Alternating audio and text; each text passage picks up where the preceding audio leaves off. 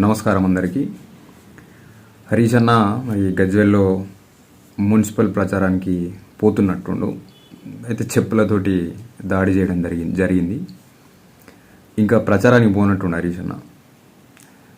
హరీష్ రావు గారు, మీకు విజ్ఞప్తి, నా సూచన, మీరు అటంకలో పోకండి ప్రచారానికి. ఈ చెప్పు దెబ్బల పాలవుతే మేము చూడలేము. ఎందుకంటే సరే, మీరు అక్కడ మల్లన్న సాగర్ బాధితులకు కానీ ఇంకా చాలామంది బాధితులు ఉన్నారు మీ ప్రభుత్వం దయ వల్ల. గతంలో మీరు వాళ్ళకి అన్యాయం చేసారు. ఇలా చెప్పు దెబ్బల పాలు. స్థానికంగా అక్కడ ఎమ్మెల్యే కావాలి, మీరు అనవసరంగా బలిపశువు అవుతారు.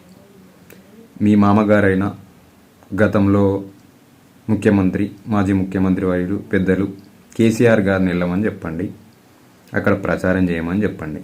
మీరెందుకు బలిపశువు అవ్వడం చెప్పండి. ఇక కేటీఆర్ గారు, మీ బావమరిది, అన్నీ మాట్లాడతాడు, రాజకీయాలు, హైదరాబాదు అంతా తిరుగుతాడు. మరి మీ అక్కడికి ఎందుకు వస్తలేడు? మరి ఈ పరిస్థితి ఉంటుందని వస్తలేడు. ఆయన మంచిగానే ఉన్నాడు, మీరే ఆగమవుతారు. సో సరే, మీరు బాధితులకు హామీలు ఇచ్చిరు, నెరవేర్చలేదు, ఎన్నో సమస్యలు ఉన్నాయి మీరు చేసిన తప్పిదాల వల్ల. అవి ఇంకా కూడా కొలిక్కొచ్చిన పరిస్థితి అయితే లేదు. సామాన్యుల పరిస్థితి అంతే ఉంది ఇంకా కూడా.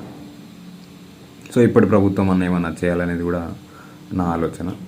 సరే, ఇది పక్కన పెడితే మీరు కాస్త ఆ ప్రచారానికి పోకండి. ఇంకా మీరు పోనట్టున్నారు. మీరు పోకున్నా కూడా చెప్పుల దాడి ఇప్పుడు మీ మీద అయినట్టే ఆ ట్రోల్స్ అవుతా ఉన్నాయి.